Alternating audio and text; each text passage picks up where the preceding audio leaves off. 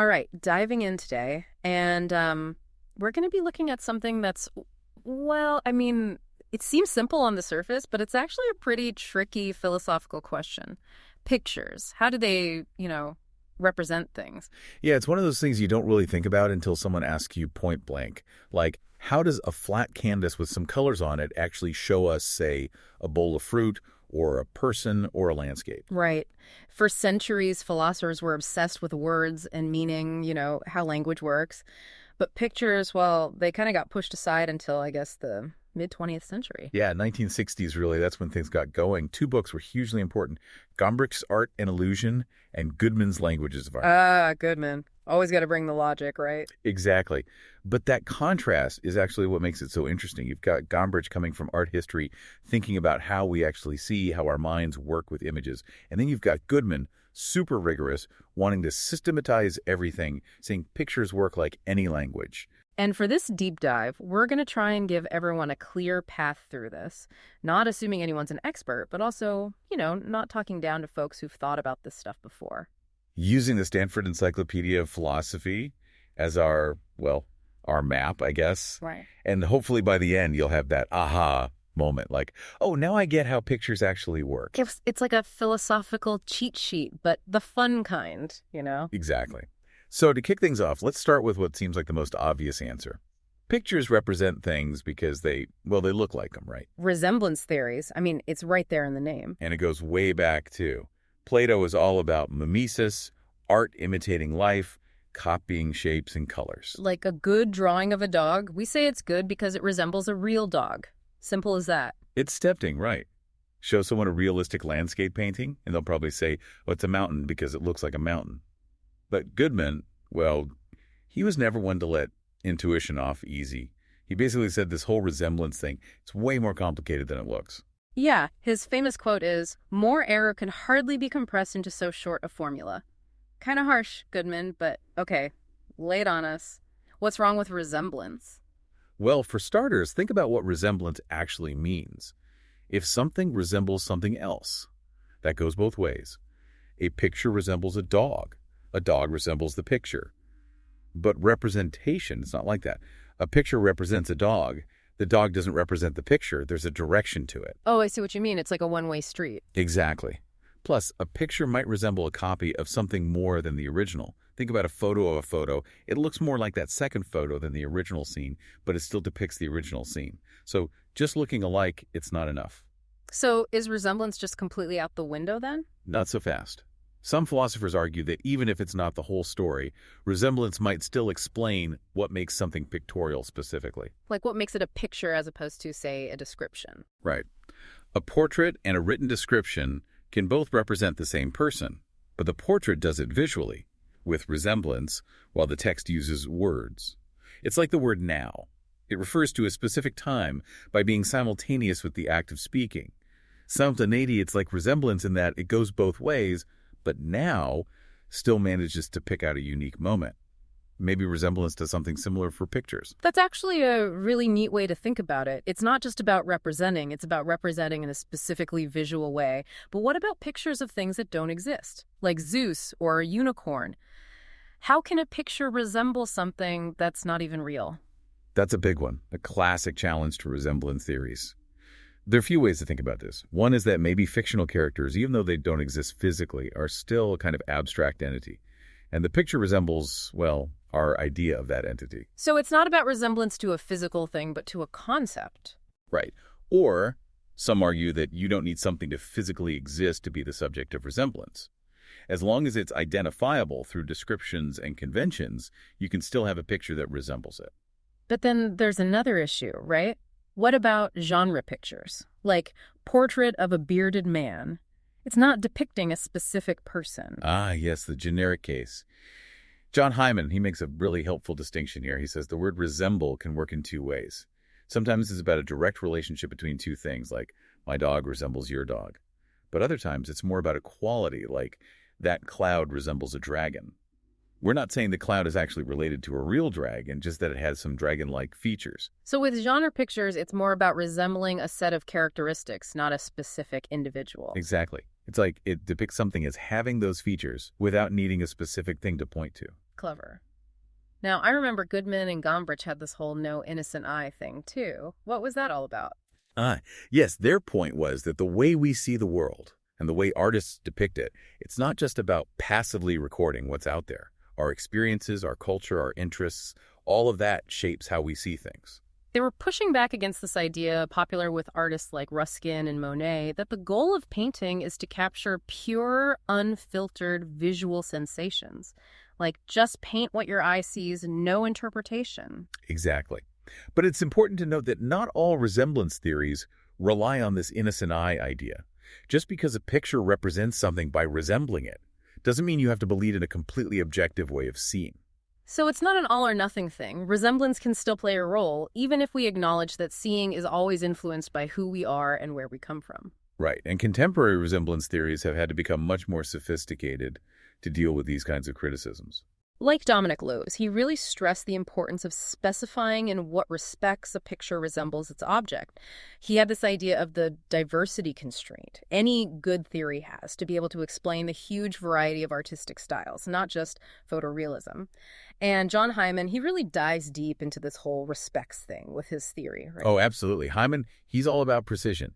He takes this idea from Frege, the distinction between sense and reference. Yeah. Like the morning star and the evening star both refer to Venus, but they present it in different ways. They have different senses. So two portraits of the same person, they can be very different, but still refer to the same individual. Right. So Hyman says resemblance explains the sense of a picture, the specific view of the object, not necessarily the reference, the thing itself.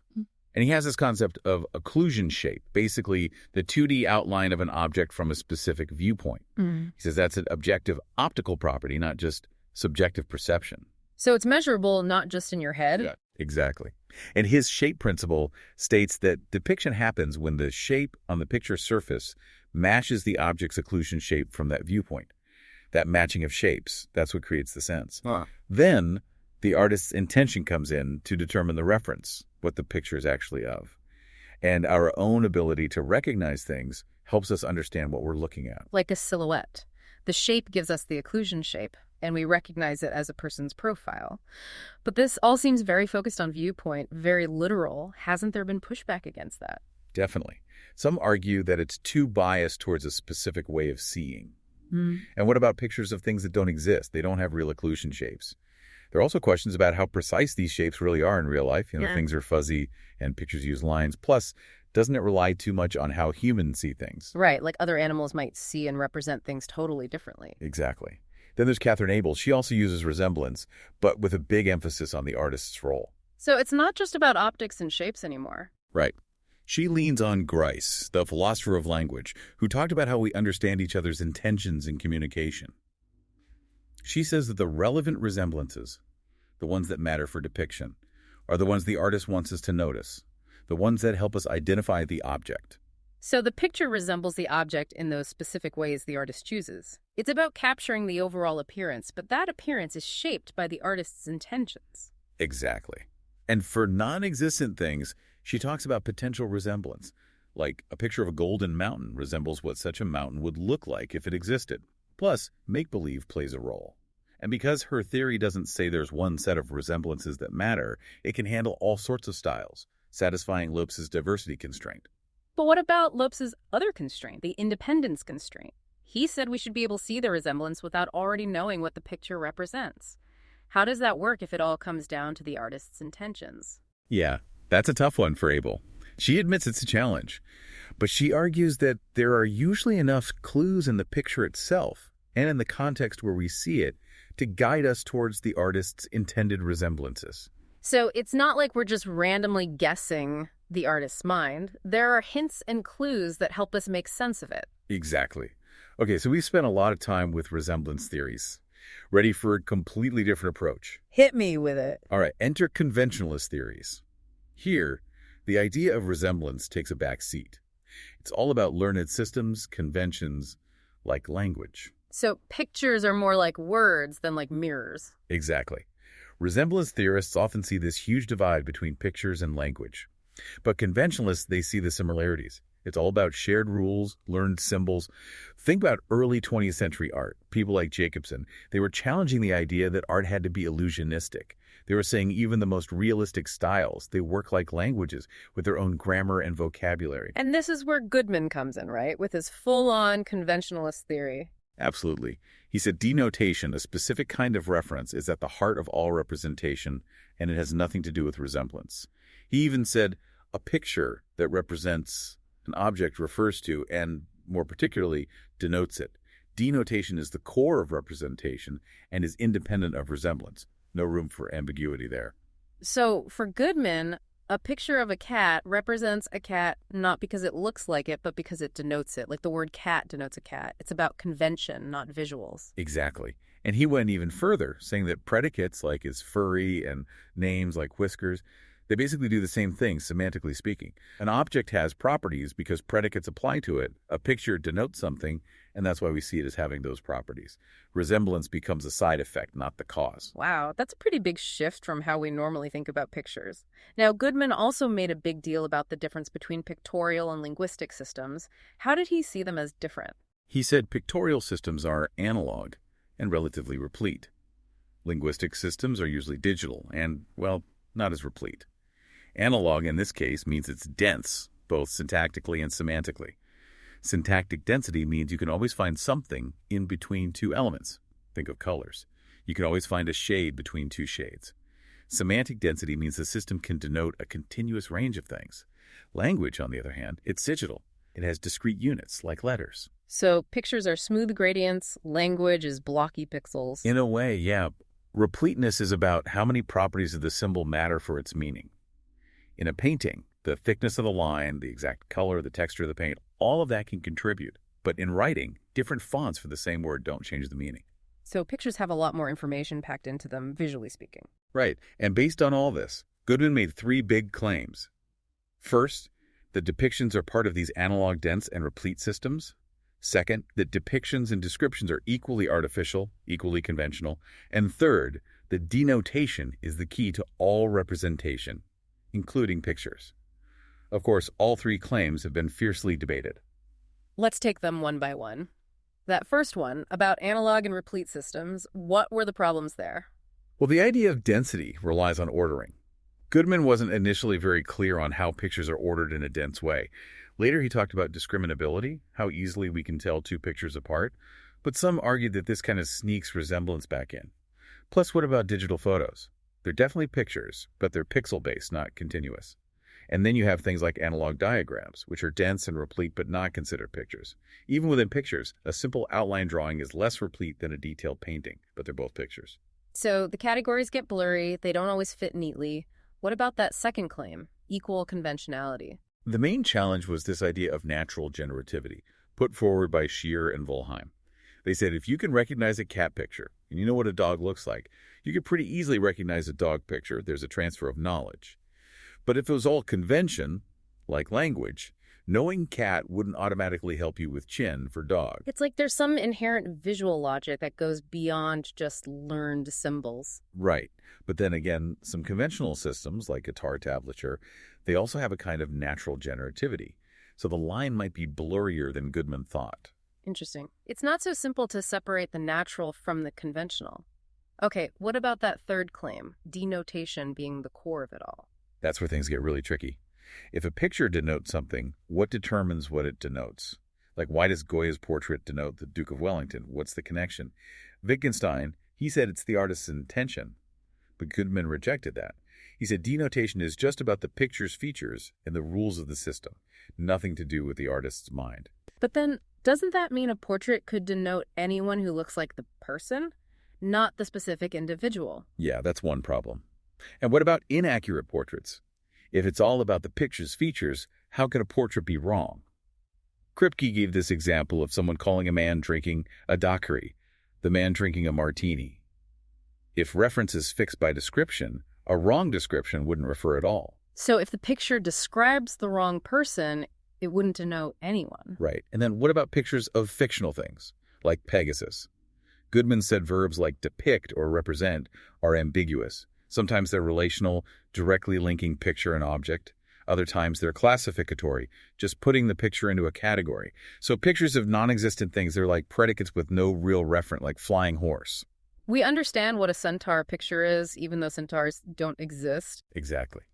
But Goodman never really gave us the rule book for these pictorial systems. He talked about a traditional Western system, but never laid out the specific connections between pictures and what they denote, like linguists do for language. So it's hard to test his theory in a concrete way. So very influential, but with some big holes. Now there's John Kulvicki. He's trying to refine Goodman's ideas while addressing those issues. Right. Kulvicki agrees with Goodman that pictures are symbols in a denotative system, and what makes them pictorial is their structure, not resemblance. But he focuses more on the different types of content pictures have. He came up with 4 characteristics. Repleteness, which Goodman already talked about. Sensitivity, where small changes in the picture can change the meaning a lot. Richness, the system can denote lots of different things. And transparency, if a picture shows another picture, the structure reflects that. Like a picture within a picture situation. Exactly. He says this transparency leads to a bare bones content, the basic visual stuff, and then a fleshed out content, what we recognize, which comes from applying our concepts to that bare bones stuff. So still denotation based, but with a lot more emphasis on how we mentally process what we see in the picture. Right. But of course there are criticisms. Some still question if denotation is the right way to think about it. The role of the artist's intention is still unclear. Kulvicki's views have shifted on that. And there's debate over whether his 4 conditions are really all you need for something to be a depiction. Okay, so we've done resemblance, we've done convention. Now let's switch gears completely. Time for psychological theories. Here, it's all about the viewer's experience, right? Yes, psychological theories try to explain how pictures represent by looking at what's happening in the viewer's mind, not at objective similarities or learned rules. The tricky part is avoiding circularity. How do you describe that experience of seeing what a picture represents without using the word depiction itself? Right. It's like, how do you define something without using the word you're defining? Exactly. And within psychological theories, there are these experiential theories. Which focus on, well, the experience of seeing the picture. Right. The simplest idea is that a picture depicts something if it makes you feel like you're actually seeing that thing. Descartes talked about this way back when, how pictures can trigger perceptions in the mind. More recently, Michael Newall has defended a similar view, calling it non-veridical seeing. But this kind of runs into trouble with trompe-l'oeil, illusionistic art. Because trompe-l'oeil is all about making you think you're seeing the real thing. Exactly. And most pictures don't do that. Yeah. We know we're looking at a flat surface with marks on it. That awareness of the surface is important, and more nuanced experiential theories try to account for it. Like Gombrich with his famous book, Art and Illusion. Right. He compared seen pictures to those ambiguous figures, like the duck rabbit. You can see it as either one, and your perception shifts even though the image stays the same. He talked about tentative projection, our minds trying out interpretations, and how ambiguity plays a key role. So it's not a literal illusion, but a kind of interpretive dance between what we expect to see and what's actually there. Exactly. But Wollheim, he criticized Gombrich for implying that we can't be aware of the surface and the depicted thing at the same time. Like we're either seeing the canvas or the object, but not both at once. Right. Wollheim said that simultaneous awareness is key to pictorial experience. He called it twofoldness. We see both the surface, the configuration, and the depicted content, the recognition, at the same time. He called it seeing in, and said it's not just for pictures. We can see into clouds, stains, anything with visual patterns. Like Leonardo da Vinci telling artists to find inspiration in random stains on walls. Exactly. And for Wollheim, this seeing in is what makes something a depiction. Trompe-l'oeil doesn't count because you lose awareness of the surface, and purely abstract art doesn't count because there's no recognizable content. So it's the combination of surface and content, the twofoldness, that defines depiction for him. But hasn't there been pushback against Wollheim too? Oh, plenty. Some say trompe-l'oeil is clearly representational, even if it hides the surface. Others argue that figure-ground perception, which seems basic to seeing in, is actually much more fundamental than Wollheim's theory allows for. Like, we always perceive things against a background. It's not specific to pictures. Right.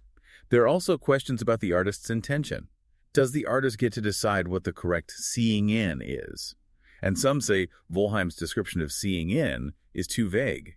Some even propose a threefold experience, adding the viewer's mental state to the mix. Okay, so lots of debate there. Then we have these theories of experience resemblance and make-believe. Right. Experience resemblance is about the feeling of resemblance, not objective measurement. Like when you say someone looks like their parent, it's not about precise features, it's a feeling. Peacock had a theory where a picture depicts something if it creates a 2D experience that feels shaped similar to where that object could be. Like we get a sense of its shape and presence even though it's not actually 3D. Exactly. But his theory has been criticized. Robert Hopkins then took the seeing in idea and combined it with experienced resemblance. He focused on resemblance in outline shape, which is basically Hyman's occlusion shape, remember, that objective optical property. Hopkins says seeing in is about experiencing that resemblance, and depiction is about intentionally creating something that causes that experience. So it connects back to those optical properties, but the overall content of the picture can go beyond that initial resemblance, thanks to culture and conventions. Right. But again, there are issues. Can we really have that experience of resemblance without already knowing what we're supposed to be seeing? And how does the flat surface of the picture limit what shapes we can see in it? And then there's the make-believe theories, right? Like Kendall Walton's idea. Yes. Walton's all about pictures as props for visual games of make-believe. We look at a picture and we're supposed to imagine seeing the thing it depicts. His theory of make-believe is super influential in aesthetics, but applying it to pictures specifically has some problems. Like, how do the actual features of the picture constrain our imagination? Can't we imagine anything we want? It's like, why can't I look at a squiggle and imagine a dragon if it's all about make-believe? Right. And some say he downplays the role of actual visual imagination. Plus, his theory doesn't really deal with that twofoldness, that interplay of surface and content that Bullheim talked about. Okay, so that's make-believe. And then there's this idea of inflection, right? Where the style of the picture matters. Yeah, inflection is when the way something is painted, the actual marks on the surface contribute to the meaning. Like Van Gogh's brushstrokes, they don't just depict movement. They convey energy, emotion. It's not just what you see, it's how it's shown. Richard Padro talked about how these representational conditions become part of the content itself. Lopes even suggested that inflection solves this puzzle of mimesis. Why do we enjoy depictions of things we hate in real life? Because the style, the inflection, adds another layer, a layer of aesthetic pleasure. It's like the beauty of the painting makes us forget about the ugliness of the subject. Right, and there's been more work on inflection by Hopkins, Nanet, Voltellini, and others. Plus, people like Lopes, Cavadon-Taylor, Newall, and Bradley have explored how pictorial experience changes across different styles. So a lot of emphasis on the subjective, the personal side of seeing pictures. Now, what about recognition-based theories? Are those separate from the experiential ones? That's a tricky one. There's debate about whether recognition is itself a kind of experience. Some say it's just cognitive, about categorizing and identifying, no special feeling involved. Others say picture recognition does have a distinct feel to it. But regardless, the basic idea is that a picture of something has to be something that can trigger our ability to recognize that thing. So if it doesn't make us go, oh, that's a dog, then it's not a picture of a dog. Right. Peter Squires first proposed this, and Barry Shear expanded on it, using that natural generativity idea we discussed before. Where seeing one picture can help us recognize other similar pictures. Exactly. Shear said, a picture of O is precisely something which can trigger the interpreter's O recognizing abilities. Lopes then took this and mixed it with Evans' information theory of reference and Walton's transparency idea to create his own theory. He sees pictures as parts of information systems, transmitting perceptual info and triggering our recognition. He says all pictures are transparent, not just photos, meaning we see through them to the object. He also talks about how pictures commit to some aspects of the object and not others. And he emphasizes that understanding pictures depends on knowing the specific style and system. So a picture of a bearded man definitely shows a beard, but maybe not the exact shape of the chin. Right. But recognition theories have problems too. How do they handle pictures of fictional or generic things? Is photographic transparency really universal? And most importantly, why do pictures trigger recognition? Saying they just do. It doesn't explain the connection between the picture and the world. It's a similar problem to those experiential theories where the surface and the content aren't clearly linked. Okay, so we've gone through a lot. From resemblance to convention, from how we experience pictures to how we recognize things in them. Now let's tackle something that always gets people riled up. Realism in pictures. Ah, yes. Realism. It's a word you hear all the time in art talk. That painting is so realistic. But since the early 1900s, lots of philosophers and art historians have been skeptical about whether some styles are inherently more realistic than others. Goodman was a big critic of this idea. He said realism isn't about objectively capturing the world, it's about our visual habits, what we're used to seeing. A realistic picture is just one that looks familiar to us. So realism is in the eye of the beholder, basically. It's relative to culture, time period, all of that. Exactly. But of course, there are challenges to this view. Some say art styles do evolve to become more accurate, like with perspective or anatomy, and artists sometimes show us things we hadn't noticed before, changing how we see. Plus, there's the comparison to science. We're always trying to get close to the truth. Maybe art does something similar. So maybe it's not just about familiarity. Maybe there's progress towards a truer depiction. Right. And most agree that vague ideas like resemblance and fidelity aren't very helpful. It's important to separate realism in subject matter from realism in technique. Like, choosing to paint everyday life is one kind of realism, but being really good at painting light and shadow is a different kind. Exactly. And when it comes to realism and technique, the concept of information is really important. Some define it by how much visual info is in the picture, others by how much relevant info, how easily it's conveyed, or the range of info shown.